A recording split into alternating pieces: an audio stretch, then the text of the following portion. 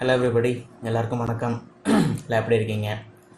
And எல்லாம் நல்லா இருப்பீங்க. அண்ட் உங்களோட ப்ரிப்பரேஷனும் நல்ல ஸ்பேஸில் போய்ட்டுருக்குன்னு நம்புகிறேன். ஸோ நம்ம இந்த சீக்வன்ஸ் ஸ்டார்ட் பண்ணி கான்சிக்யூட்டிவாக டே 7 வரைக்கும் பார்த்துருக்கோம். ரைட் ஃப்ரம் பயாலஜியும் பார்த்துருக்கோம், ஃபிசிக்ஸும் பார்த்துருக்கோம், கெமிஸ்ட்ரியும் பார்த்துருக்கோம். அண்ட் இந்த சீக்வன்ஸ் ஆஃப் சீரீஸ் ஆஃப் வீடியோஸில் இப்போ நம்ம பார்க்க போகிறது day 8 of acid base and சால்ட்டில் பார்ட் 2 பார்க்க போகிறோம். பார்ட் 1ல் வந்து டே 7ல் நம்ம என்ன பார்த்துருக்கோம், ஆசிட்ஸை பற்றி பார்த்துருக்கோம். இப்போ இந்த இதில் வந்து பார்ட் 2. ஸோ இதில் வந்து பேஸ் அண்ட் சால்ட் ரெண்டுமே சேர்ந்து பார்த்தலாம். ஒரு 30 minutes ஆஃப் வீடியோ தான், ரொம்ப சின்ன வீடியோ தான். ஆசிட் பேஸ் அண்ட் சால்ட்டே வந்து ரொம்ப கம்மி தான், கண்டென்ட் வைஸ் ரொம்ப கம்மி. பட் நம்ம அதை எம்சிக்யூஸாக கவர் பண்ணுறப்ப நம்ம வந்து நிறைய கொஷின்ஸ் வந்து சேர்ந்து கவர் பண்ணிடலாம். ஸோ இந்த பேசிஸில் நம்ம அப்படியே எடுத்துகிட்டு போகிறப்ப இந்த எக்ஸாம்ஸ், இந்த சீரீஸ் ஆஃப் எக்ஸாம்ஸ் யாரெல்லாம் ப்ரிப்பேர் பண்ணுறாங்களோ, ஜஸ்ட் a minute.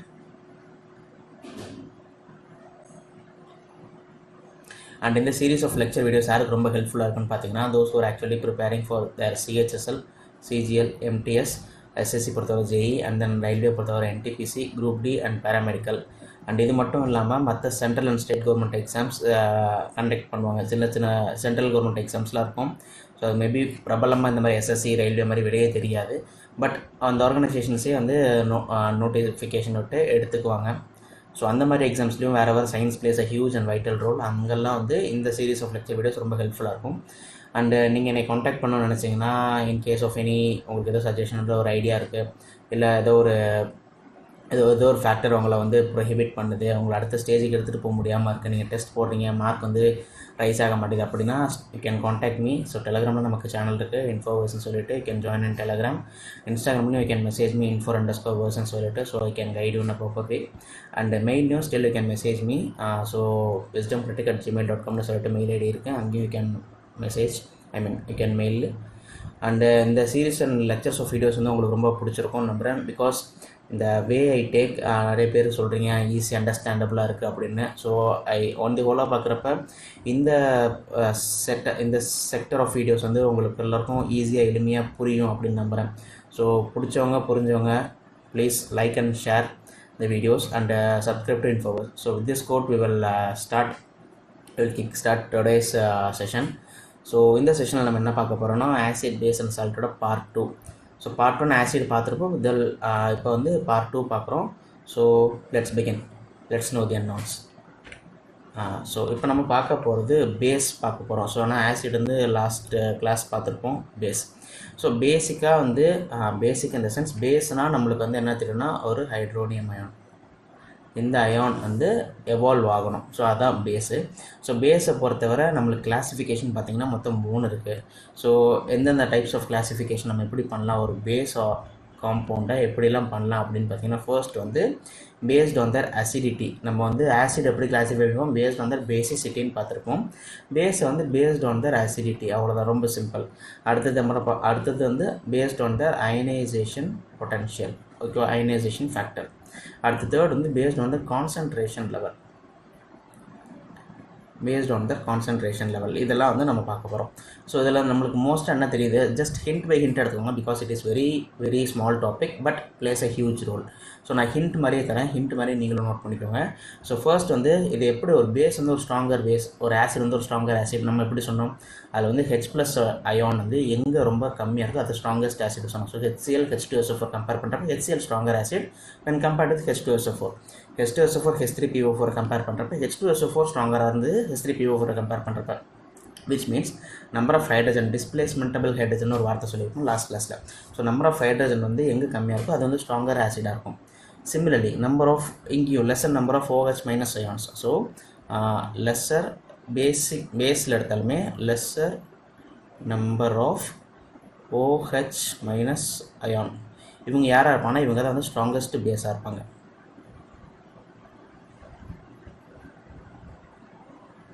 இவங்க தான் வந்து ஸ்ட்ராங்கஸ்ட் பேஸாக இருப்பாங்க. ஸோ எக்ஸாம்பிள் எப்படி சொல்லலாம், இப்போ ஸ்ட்ராங்கஸ்ட் பேஸ் எக்ஸாம்பிள் வந்து யாருன்னா NaOH, ஓகேவா, KOH, இவங்களாம் வந்து just a few examples. Because இங்கே நம்மளுக்கு எத்தனை ஹைட்ரோனியம் அயான் இருக்குது, OH- அயான் வந்து 1 தான் இருக்குது. ஸோ அதனால தான் இதை வந்து நம்ம வந்து lesser number of OH- ions யாருன்னா ஸ்ட்ராங்கஸ்ட் பேஸாக இருப்பாங்க அப்படின்னு சொல்கிறோம். ஸோ இதே மாதிரி நம்மளுக்கு வேறு என்ன இருக்காங்க, வேறு என்ன பார்த்தோம்னா MgOH twice, இதில் பாருங்கள், இதில் 2 வந்துருச்சு. அப்போ KOHம் MgOH ட்வைஸும் கம்பேர் பண்ணுறப்ப யார் ஸ்ட்ராங்காக இருப்பா? KOH ஸ்ட்ராங்காக இருப்பாங்க. இதெல்லாம் ஜஸ்ட் ஒரு எக்ஸாம்பிளுக்கு சொன்னேன். பட் இது வந்து இந்த இதுக்கு சூட் ஆகுது, ஒரு உங்களுக்கு கம்பேரிசனுக்காக சொன்னது. ஓகேவா? ஸோ நெக்ஸ்ட் என்ன பார்க்க போகிறோம்னா, எப்படி கிளாஸிஃபை பண்ணோம்? Mono acidity based on acidity level நம்ம கிளாஸிஃபை பண்ணுறோம். ஸோ அசிடிட்டியில் எப்படி கிளாஸிஃபை பண்ணுறோம்னா, மோனோ அசிடிட்டி, அடுத்து டை அசிடிட்டி, அடுத்து ட்ரை அசிடிட்டி. ஸோ சிமிலர்லி அங்கே வந்து mono basicity, di basicity, tri பேசிசிட்டின்னு பார்த்துருக்கோம். Which means number of displaceable hydrogen ion 1, 2, 3 அப்படி இருந்ததுன்னா மோனோ, டை அண்ட் ட்ரைன்னு பார்த்தோம். இங்கேயும் சிமிலர்லி அதே தான். ஒரு OH மைனஸ் அயான், இங்கே 2 OH மைனஸ் அயான், இங்கே வந்து 3 OH மைனஸ் அயான். இப்படி இருந்ததுன்னா இதெல்லாம் வந்து mono acidity, di acidity, tri அசிடிட்டின்னு சொல்லுவோம். இப்போ ஒரு ஒரு OH minus ion, 2 OH minus ion. இது எக்ஸாம்பிள் எப்படி இருக்கும் அப்படின்னா, இதோட எக்ஸாம்பிள் வந்து NaOH. இங்கே வந்து ஒரு OH தானே இருக்குது. அதே மாதிரி 2ல் CaOH ட்வைஸ்.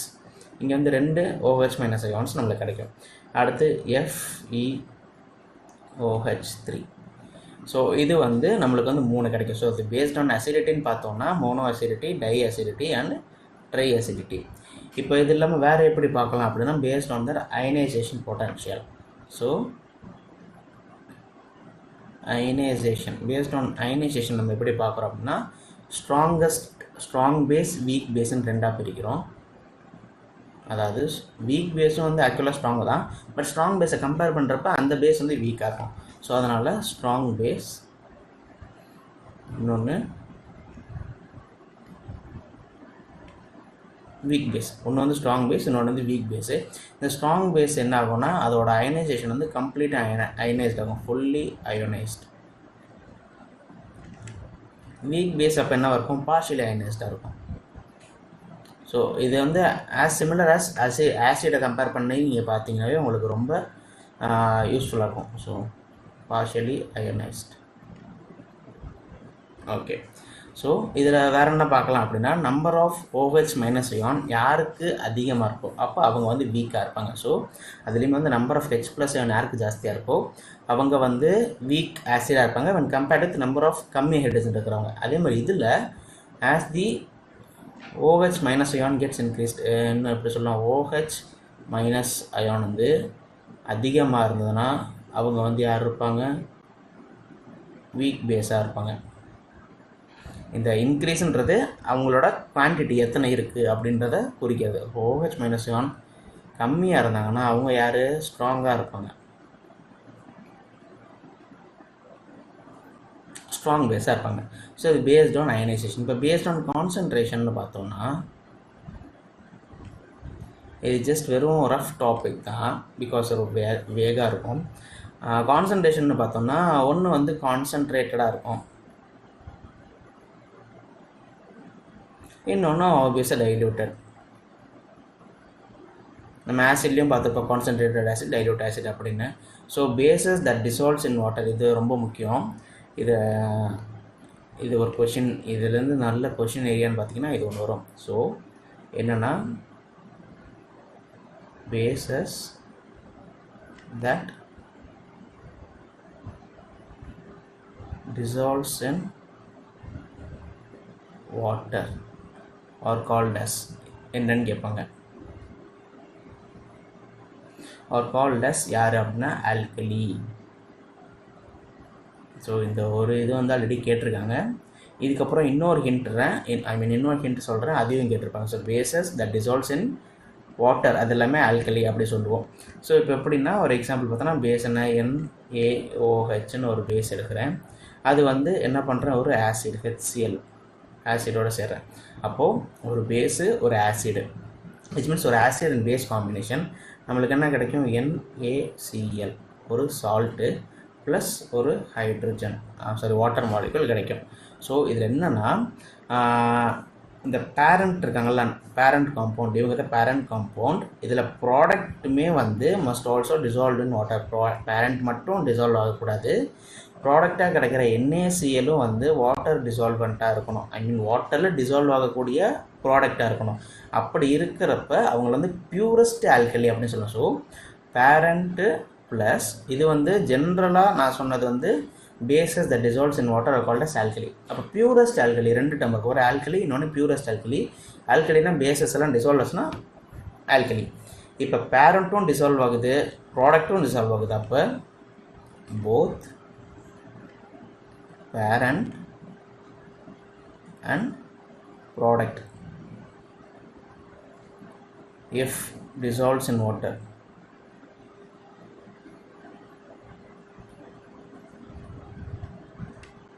அப்போ அவங்களுக்கு பேர் என்ன? Purest alkali. பியூரஸ்ட் ஆல்கலி அப்படின்னு சொல்லி இதில் பேரண்ட்னா யார்? NaOH NaCl வந்து ப்ராடக்ட்டு. இவங்களை வந்து நம்ம வந்து பியூரஸ்ட் ஆல்கலி அப்படி சொல்லுவோம். ஸோ NaOH வாட்டர் சால்யூபிள்னு தெரியும், NaCl வாட்டர் சால்யூபிள்னு தெரியும். அதனால தான் இவங்க வந்து பியூரஸ்ட் ஆல்கலி. ஓகேவா? இப்போ இதில் இன்னொரு டேர்ம் ஒன்று எழுதணும். என்னென்னா இந்த டேர்ம் வந்து ரெகுலர் கொஷனில் கேட்குறது தான். என்னென்னு பார்த்தீங்கன்னா ஆல் ஆல்கலிஸ் ஆர் பேசஸ். இந்த டேர்ம் வந்து கரெக்டாக தப்பா அப்படின்னு கேட்பாங்க. நீ மேலே எழுதுகிறேன்.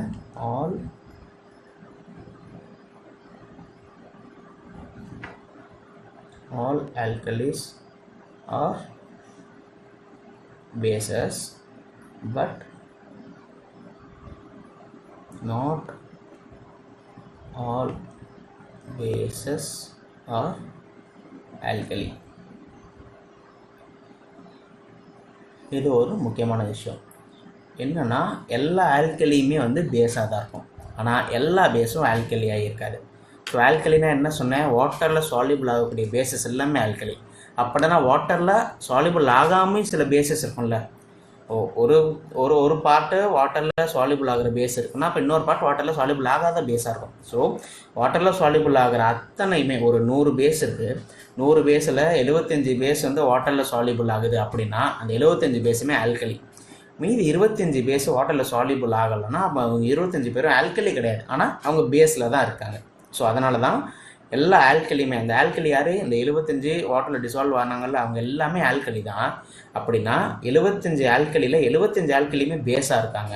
ஆனால் எல்லா 100 பேசஸில் 75 ஆல்கலி மட்டும் தான் ஆல்கலிஸு, மீதி 25 non dissolvable in water. So இதுக்கான டெஃபினேஷன் அதுதான். All alkalis are bases. எல்லா ஆல்கலியும் பேசஸாக இருப்பாங்க, ஆனால் எல்லா பேசஸும் ஆல்கலியாக இருக்கணுன்றது நெசசரி கிடையாது. இந்த டேர்ம் இந்த ஃப்ரேஸ் வந்து ரொம்ப முக்கியம், நல்லா மனசில் வச்சுக்கோங்க. இது வந்து ஒரு கண்டிஷன் கொடுத்து இந்த condition given condition is correct R not அப்படின்னு கேட்பாங்க. இந்த மாதிரி கேட்டிருக்காங்க. ஸோ இது ஒரு விஷயம். அண்டு பேஸை பொறுத்த வரைக்கும் அவ்வளோதான். நெக்ஸ்ட்டு நம்ம அப்படியே சால்ட்டுக்கு போகலாம். ரொம்ப சின்ன டாபிக் இன்றைக்கி எடுக்கிறது. ஸோ ஹார்ட்லி ஒரு 25 to 30 மினிட்ஸ்க்குள்ளே முடிஞ்சிடும் சால்ட். ஸோ இந்த சால்ட் நம்மளுக்கு எப்படி கிடைக்கும் அப்படின்னு கேட்டால் 2 ஆசிடு. ஸோ இது ஜென்ரல் டேர்ம் ஒரு ஃப்ரேஸ் மாதிரி எழுதுகிறேன். 2 ஆசிட்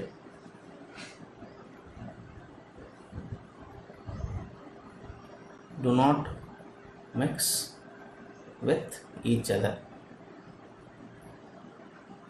2 ஆசிட் ஒன்னோட ஒன்று எப்போவுமே சேராது, எக்ஸப்ட் ஒரு எக்ஸப்ஷன் கேஸ். யார் வரா? Hydrochloric ஆசிடும் and HNO3. ஓகே, இவங்க 2 பேரும் HCl அண்ட் HNO3 இவங்க 2 பேர் மட்டும் ஒன்று செய்வாங்க. பட் இவங்க 2 பேருமே ஆசிட் தான். இவங்க யார் அப்படின்னு கேட்டால் இவங்க பேர் தான் ஆக்வா ரீஜியா. ஆக்வா ரீஜியான்ற டேர்ம் நீங்கள் கேள்விப்பட்டிருப்பீங்க. யார் இவங்கன்னா aqua ரீஜியா. 2 acids do not mix with each other except HNO3 and HCl. இவங்க 2 பேரும் மிக்ஸ் ஆவாங்க. அந்த மிக்ஸ் ஆகிறதுக்கு ஒரு ரேஷியோ இருக்குது, அந்த ரேஷியோவில் தான் மிக்ஸ் ஆகணும். அண்ட் மிக்ஸ் ஆனாங்கன்னா என்ன பண்ணுவாங்கன்றதுக்கு ஒரு பெனிஃபிட்டிங் ஃபேக்டர் இருக்குது, அதையும் பார்த்துலாம். ஸோ இவங்க பேர் வந்து ஆக்வா ரீஜியா. இது என்ன அப்படின்னா கோல்டு, பிளாட்டினம். இவங்க 2 பேர் யார்? Strongest and hardest. Strongest and hardest metal. யார் இதில்? கோல்டுன்றவங்க ஸ்ட்ராங்கஸ்ட்டு, பிளாட்டினம்ன்றது ஹார்டஸ்ட்டு. ஓகேவா? இவங்க 2 பேர் ஹார்டஸ்ட் மெட்டல். இவங்க 2 பேருமே வந்து நம்ம HCl + HNO3 இந்த சொல்யூஷன் இருக்குல்ல, இந்த ஆக்வா ரீஜியா சொல்யூஷனில் இவங்க 2 பேரை யூஸ் பண்ணி used to remove the dirt and dust. Remove dust in gold. Okay, அந்த கோல்டுலேருந்து நம்மளால் இந்த ஆசிட்லாம் கோல்டை டிப் பண்ணணும் அப்படின்னா அதில் இருக்கிற அழுக்கெல்லாம் பிரிஞ்சு வந்துடும். அண்ட் எந்த ரேஷியோவில் பண்ணுறோம் அப்படின்னா இந்த எபோவ் காம்போசிஷன் என்ன ரேஷியோவில் இருக்குன்னா 3:1. இது ரொம்ப முக்கியம். அப்போ ஆக்வா ரீஜியாவோட காம்போசிஷன் ஃபஸ்ட்டு யாருன்னு தெரிஞ்சிருக்கணும். HClலும் HNO3யும் 3 தெரியுதா? 3. ஓகே, இதில் வந்து HCl எவ்வளோ இருக்கணும்? 3 இருக்கணும். இங்கே வந்து 1 இருக்கணும். சிம்பிள். இங்கே HNO3ல பேஸில் 3 இருக்குது, அந்த 3 வந்து ஆப்போசிட்டில் வரும். HClக்கு பேஸில் 1 இருக்குது, அந்த ஆப்போசிட்டில் இங்கே 1 வரும். ஸோ இதுதான் அந்த 3:1 ரேஷியோ. இவங்க 2 பேரும் இந்த ரேஷியோவில் இருந்தால் மட்டும் தான் இந்த ப்ரப்போர்ஷன் வந்து சாட்டிஸ்ஃபை ஆகும். இப்போ அடுத்து என்ன பார்க்கலாம்? எல்லா ஹார்டு மெட்டீரியலும் all hardest material can dissolve in aqua regia. All hardest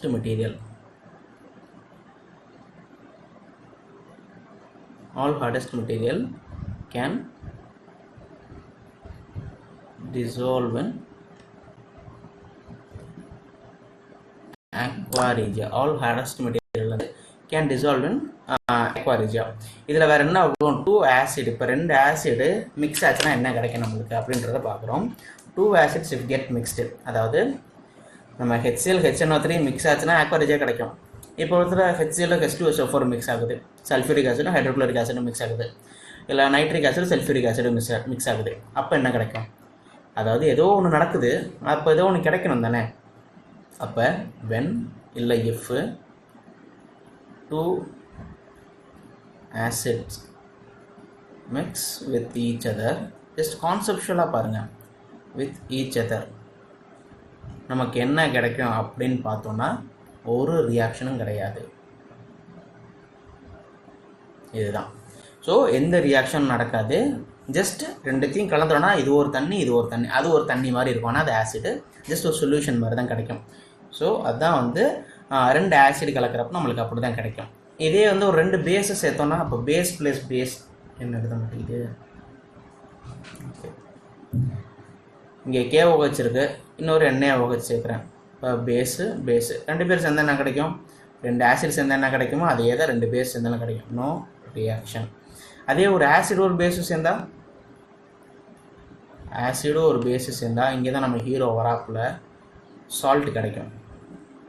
அந்த சால்ட் எப்படி இருப்பான்னா நியூட்ரல் சால்ட்டாக இருக்கும், இல்லை நியூட்ரலைசேஷன் ரியாக்ஷன்னு சொல்லுவோம். நியூட்ரலைசேஷன் ரியாக்ஷன் இது பேர். அதாவது எந்த ரியாக்ஷனில் ஒரு சால்ட் உங்களுக்கு கிடைக்குதோ அந்த சால்ட் எப்போ கிடைக்கணும்? ஒரு ஆசிடும் ஒரு பேஸும் சேர்ந்து ஒரு ரியாக்ஷன் நடந்தால் அது வந்து நியூட்ரலைசேஷன் ரியாக்ஷன்னு சொல்கிறோம். ஸோ எக்ஸாம்பிள் ஆசிடுக்கு வந்து HCl எடுத்துக்கிறேன், NaOH எடுத்துக்கிறேன். ஏன் இது NaOH எடுக்கிறோம்னா நம்மளுக்கு ஜென்ரலாக NaCl சால்ட்டுன்றது நம்மளுக்கு தெரியும். NaCl அப்புறம் என்ன இருக்குது? H2O இருக்குது. இதில் இந்த NaClன்றவங்க யார்? Normal salt. ஓகேவா? இதான் வந்து நார்மல் சால்ட்டு. ஓகே, இப்போது சால்ட்டை நம்ம எப்படி பிரிக்கலாம்? இப்போ வந்து சால்ட்டு தெரிஞ்சிருச்சு. சால்ட்டை எப்படி பிரிக்கலாம் அப்படின்னு பார்த்தோம்னா ஃபர்ஸ்ட் வந்து நார்மல் சால்ட்டு, இன்னொன்று ஆசிடிக் சால்ட்டு, இன்னொன்று பேசிக் சால்ட்டு, இன்னொன்று டபுள் சால்ட்டு.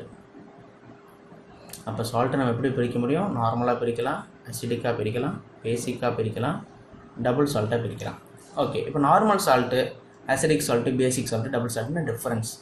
நார்மல் சால்ட்னா ஜஸ்ட் ஒரு ஆசிடு ஒரு பேஸு சேர்த்து ஒரு நார்மல் சால்ட், ஒரு சால்ட் ஒன்று கிடையாது, நார்மல் சால்ட்டு. இப்போது கிடைச்ச சால்ட்டில் நம்ம இந்த ரேஷியோ ஆஃப் ப்ரப்போர்ஷன் பார்க்க போகிறோம். கிடைச்ச சால்ட்டில் ஆசிட் கண்டென்ட் ஜாஸ்தியாக இருக்கா, பேசிக் கண்டென்ட் ஜாஸ்தியாக இருக்கா அப்படின்னு பார்க்குறோம். இப்போ கிடைச்ச சால்ட்டில் ஆசிட் கண்டென்ட் ஜாஸ்தியாக இருந்தால் அது வந்து ஆசிடிக் சால்ட்டு, அதே பேசிக் கண்டென்ட் ஜாஸ்தியாக இருந்தால் அது வந்து பேசிக் சால்ட்டு. ஸோ கிடைச்ச ரெண்டுமே ஈக்குவலாக இருந்தால் அது வந்து நார்மல் சால்ட்டு. இவ்வளோ தான். இவங்க 3 பேருக்கான டிஃப்ரென்ஸ் வந்து கிடைச்ச சால்ட்டில் இருக்கிற ஆசிட் கண்டென்ட்டு, பேஸ் கண்டென்ட்டு. இவங்க 2 பேரும் மோரலஸ் ஈக்குவலாக இருந்தால் நார்மல் சால்ட்டு, அதிகமாக இருந்தால் ஆசிடிக் சால்ட்டு, கம்மியாக இருந்தால் பேசிக் சால்ட்டு. இப்போ இந்த டபுள் சால்ட்டுக்கு வரும். இந்த டபுள் சால்ட்டு தான் வந்து கொஞ்சம் கொஞ்சம்லாம் இல்லை, அதுலேயும் ஒன்றும் கிடையாது. டபுள் சால்ட்லாம் என்ன அப்படின்னு கேட்டிங்கன்னா அதுக்கு ஃபியூ எக்ஸாம்பிள்ஸ் இருக்குது. டபுள் சால்ட்னா காம்பினேஷன் ஆஃப் 2 நியூட்ரல் சால்ட்டு, 2 நியூட்ரலில் நார்மல் சால்ட் அப்படி சொல்லலாம். So combination of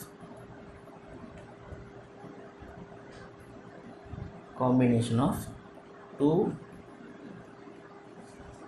normal salt இவங்க தான். ஸோ இதில் ஒரு எக்ஸாம்பிள் பார்த்தோம்னா இப்போ பொட்டாசியம் சால்ட் இருக்குல்ல, பொட்டாசியம் சால்ட்டும் ஒரு அலுமினியம் சால்ட்டும். ஸோ இப்போ டபுள் சால்ட்னா யார் இருப்பான்னா ஜென்ரலாக ஒரு பொட்டாசியம் சால்ட் இருக்கும்,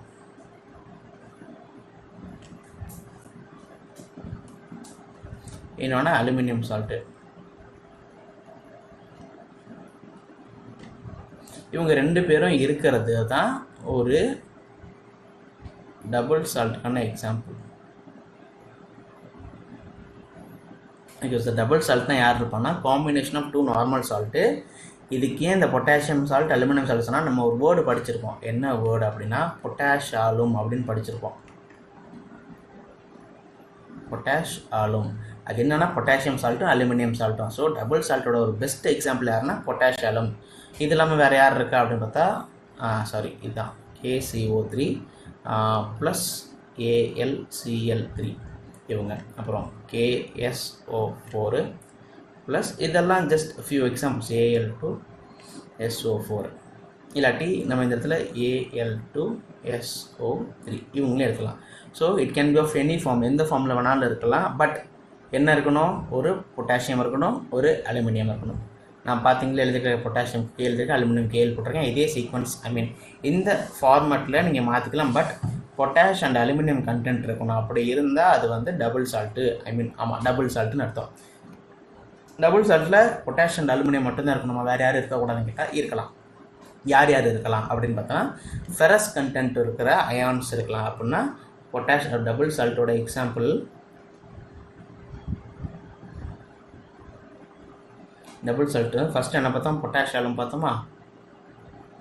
ஏன்னா இதுதான் ஜென்ரலாக பேசிக்காக நம்மளுக்கு எக்ஸாமில் டெஸ்ட் பண்ணுவாங்க, ரொம்ப பேசிக்காக இருக்கும் பொட்டாஷ் ஆலும். அப்புறம் ஃபெரஸ் சைனைட்.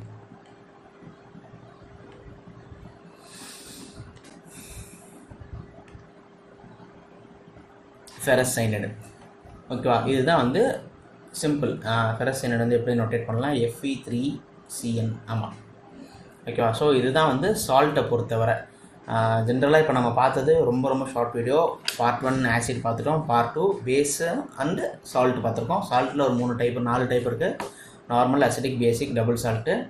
அப்புறம் சால்ட்டு என்னென்னு பார்த்தோம், ஆக்வா ரிஜியானா என்னென்னு பார்த்தோம். இதில் ரொம்ப முக்கியமான கேள்வி இந்த ஆசிட் பேஸ் சால்ட்டு கேட்குறது பார்த்திங்கன்னா இந்த 2 இங்கிறது all alkalis are bases but all bases are not alkali. அது bases that dissolves in water is called அப்படின்னு கேட்டுட்டு எனக்கு ஆல்கலைனா அப்படின்னு கேட்பாங்க. இப்போ ஆல்கலி நம்ம சூஸ் பண்ணோம்.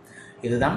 இது இல்லாமல் அடுத்த கன்செக்யூட்டிவ் வீடியோவில் நம்ம என்ன பார்க்க போகிறோம் அப்படின்னா ஒரு chemical reaction with metals and நான் மெட்டல்ஸ் பார்க்க போகிறோம். ஒரு ஆசிடிக் மெட்டலோட சேருது, ஆசிடு ஒரு நான் மெட்டலோட சேருது, ஆசிட் ஒரு மெட்டல் ஆக்சைடோட சேருந்தா என்ன கிடைக்கும், ஒரு பேஸு மெட்டலோட சேருது, பேஸு நான் மெட்டலோட சேருது, பேஸு ஒரு நான் மெட்டல் ஆக்சைடோட சேர்ந்தால் என்ன கிடைக்கும். ஸோ இது வந்து கெமிக்கல் ரியாக்ஷன்ற டாப்பிக்கில் பார்க்கலாம். இப்போதைக்கு just acid, base and salt இந்த டாபிக் வந்து we have come to an end. And I hope so இந்த வீடியோ வந்து ரொம்ப ஷார்ட் வீடியோ பட் இன்டெலெக்சுவலாகவும் உங்களுக்கு இன்ஃபர்மேஷனாகவும் இருந்திருக்கும் அப்படின்னு நான் நம்புகிறேன். ஸோ ஐ ஹோப் ஸோ இந்த வீடியோ உங்களுக்கு ரொம்ப பிடிச்சிருக்கும் அண்ட் புரிஞ்சிருக்கும் நம்புகிறேன். பிடிச்சவங்க லைக் பண்ணுங்கள், புரிஞ்சவங்க உங்கள் ஃப்ரெண்ட்ஸோட ஷேர் பண்ணுங்கள். And just please subscribe to Infoverse. And இன்னொரு இன்ஃபர்மேஷனான வீடியோவில் நம்ம சந்திக்கலாம். அன்டில் தென் பை ஃப்ரம் உங்களில் ஒருவன். Tata bye bye and take care.